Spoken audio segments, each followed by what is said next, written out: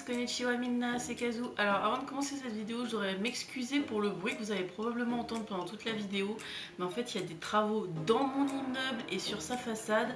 Donc du coup il y a des bruits de perceuse, de marteau, des ouvriers qui passent sur l'échafaudage qui est devant la fenêtre et qui parlent fort. Enfin, il va falloir faire abstraction, je suis désolée. Donc aujourd'hui pour cette nouvelle vidéo on va parler de quelque chose qui a été évoqué en commentaire et sur Facebook par pas mal de personnes, c'est-à-dire en fait c'est une vidéo déstressante pour les personnes qui prennent l'avion pour la première fois, donc qui vont à l'aéroport pour la première fois. Donc c'est une vidéo pas de panique, voilà. Donc en fait je vais vous expliquer les étapes qui se passent quand vous allez à l'aéroport et aussi à l'arrivée. Voilà. Donc la première étape déjà c'est une étape mentale, c'est pas de panique. Dans un aéroport c'est comme une ville, tout est indiqué partout, tout le temps.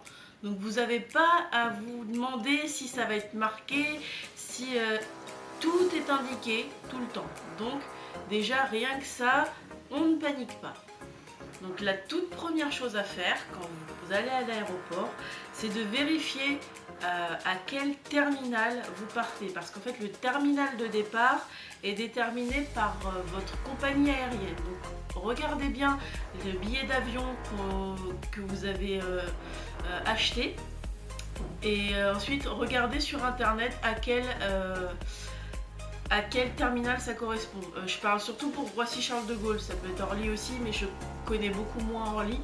Donc pour Roissy-Charles de Gaulle, sachant qu'il y a 3 terminaux, donc regardez vraiment bien correctement le nom de la compagnie et du coup à quel terminal vous devrez aller.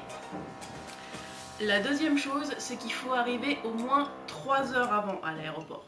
Pourquoi 3 heures ? Déjà pour éviter de stresser. En fait, les compagnies aériennes recommandent d'arriver 2 heures avant. Mais à mon sens, 2 heures, c'est vraiment très juste. Surtout si vous êtes comme moi, un stressé des déplacements. Donc pour moi, 2 heures, c'est vraiment juste. En 3 heures, vous avez largement le temps d'enregistrer vos bagages, de faire tout ce qu'il y a à faire. Enfin, oui, de faire tout ce qu'il y a à faire sans vous stresser, sans... voilà.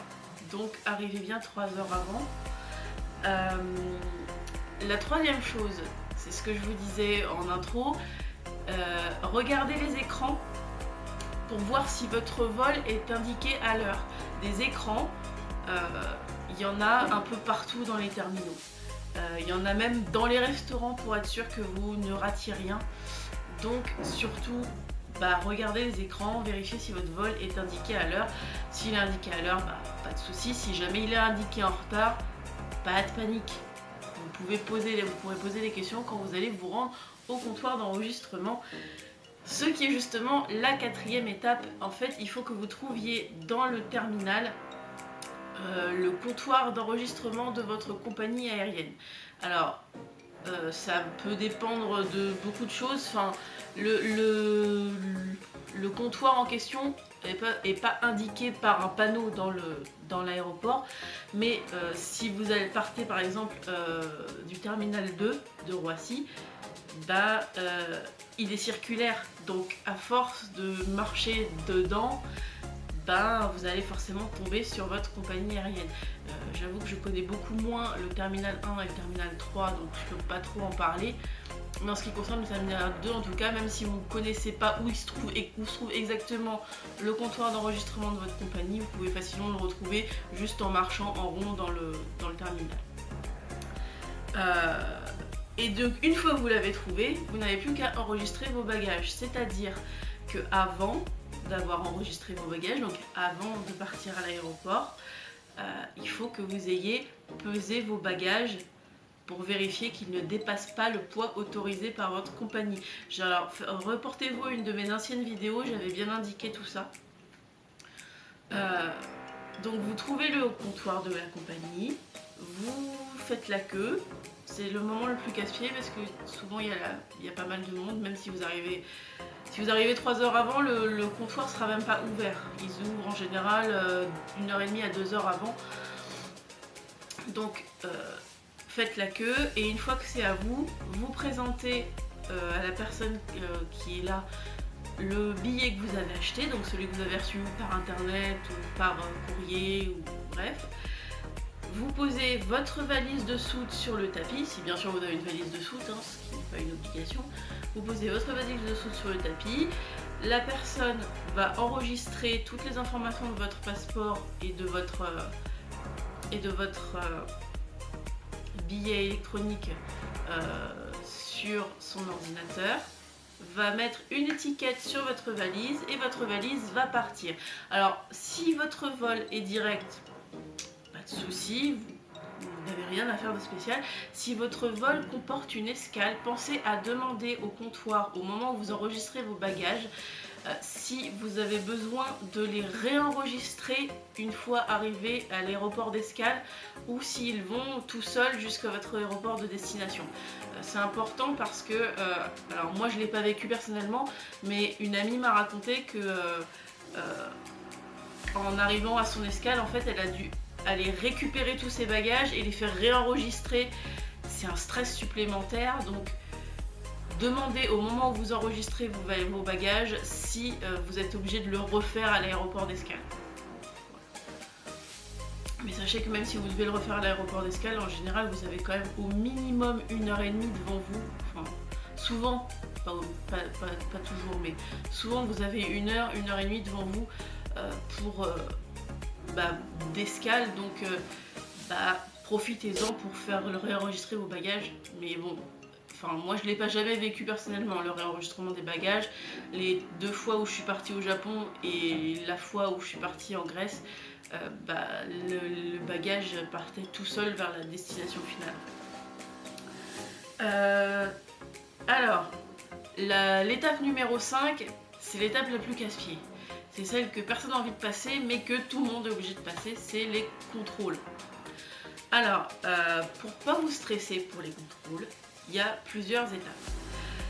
La première étape dans cette étape, c'est qu'en fait, vous allez devoir classer vos affaires en fait de votre bagage cabine par bac, parce que c'est des bacs qui vont dans une machine à rayon X pour vérifier ce qu'il y a dedans. Donc, dans un premier bac, il faut que vous mettiez le fameux sachet dont j'ai déjà parlé dans plein de vidéos, avec les petits liquides de le sachet de pas plus d'1 litre, avec tous les petits contenants de 50 ml. Voilà, donc lui tout seul dans un bac. Et dans le deuxième bac, il faut que vous mettiez tous vos appareils électroniques, c'est-à-dire téléphone, MP3, appareil photo, console de jeu portable, PC portable, tous vos appareils électroniques dans un bac. Et dans un troisième bac, votre sac à dos, ou peu importe, votre bagage cabine quel qu'il soit, votre veste ou votre blouson ou vos clés, voilà. Si jamais sur vous, vous avez une ceinture avec un embout métallique ou des chaussures avec des éléments métalliques, retirez-les, parce que de toute façon sinon vous allez sonner quand vous allez passer les portiques. Et une fois que tout est fait, vous pouvez récupérer vos affaires et tout remettre dans votre sac. C'est un peu casse-pied, mais malheureusement c'est un passage obligé.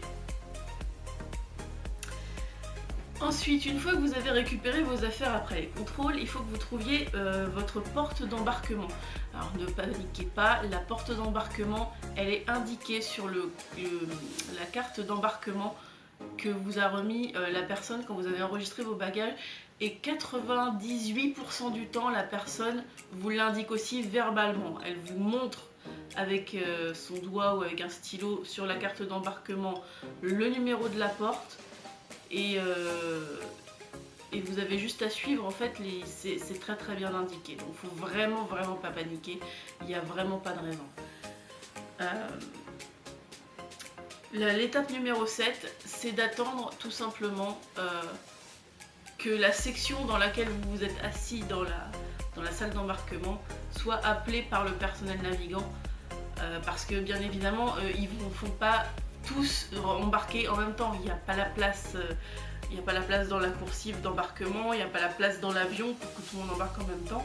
Donc en général, ils font embarquer zone par zone et ils embarquent aussi en priorité les personnes à mobilité réduite, les personnes de la classe affaires, les personnes de la première classe et ensuite seulement les personnes de la classe économique.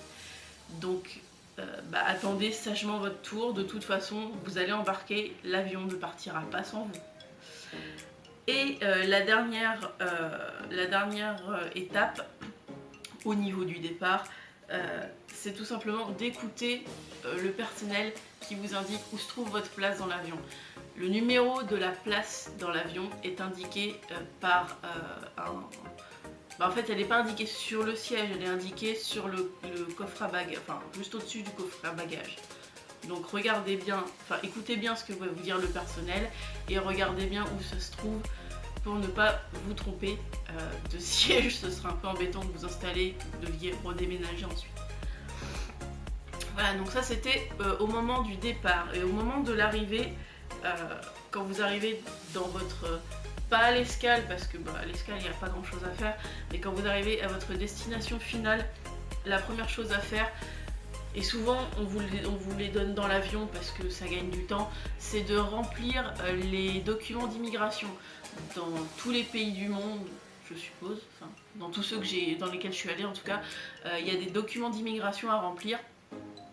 Et souvent c'est à remplir en anglais, donc moi ce que je fais en général c'est que j'imprime chez moi des spécimens de ces papiers que j'ai pré-remplis, comme ça j'ai pas à me casser la tête, je recopie juste ce que j'avais déjà pré-rempli, parce que quand on s'est tapé je sais pas, 5, 6, 8, 10, 12 heures d'avion, on n'a pas spécialement envie de réfléchir en anglais et du coup juste recopier c'est très bien.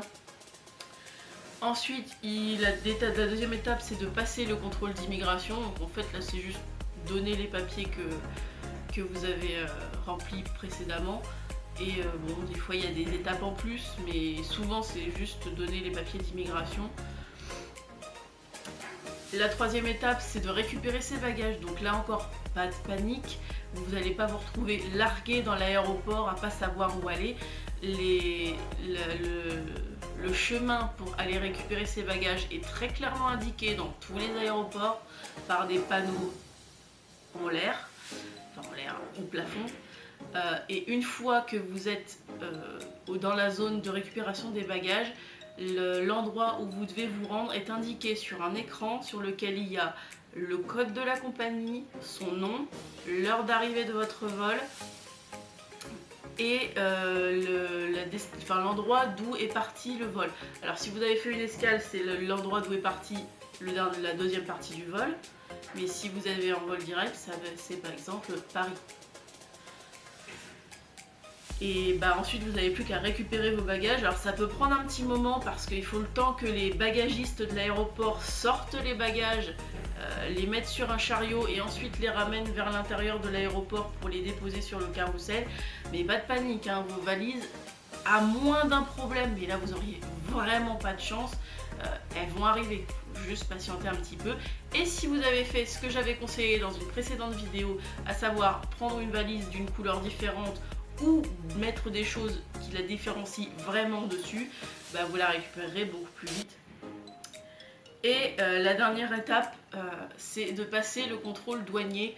Et là, en général, ça s'arrête juste à montrer votre passeport et répondre à 2 ou 3 questions super simples en anglais. Souvent, moi, c'est ce qui m'est arrivé au Japon, c'était 2 ou 3 questions super simples en anglais.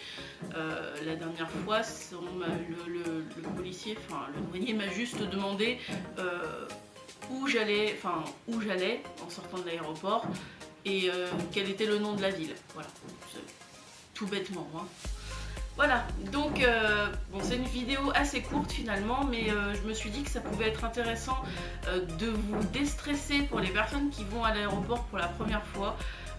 Moi je prends l'avion, enfin pas régulièrement, mais j'ai déjà pris l'avion pas mal de fois dans ma vie, donc j'en suis plus à ce niveau de stress. mais Sarah par exemple, pour ne pas la citer, est complètement en stress à l'idée de prendre l'avion sur une aussi longue distance que le Japon au mois de novembre. Donc j'ai entre autres fait cette vidéo pour elle, mais pas que, donc j'espère qu'elle vous servira. Donc j'espère qu'elle vous aura plu. N'oubliez de penser à vous abonner et n'oubliez pas d'activer la cloche de notification pour ne pas louper les prochaines vidéos. Et moi je vous dis à la prochaine.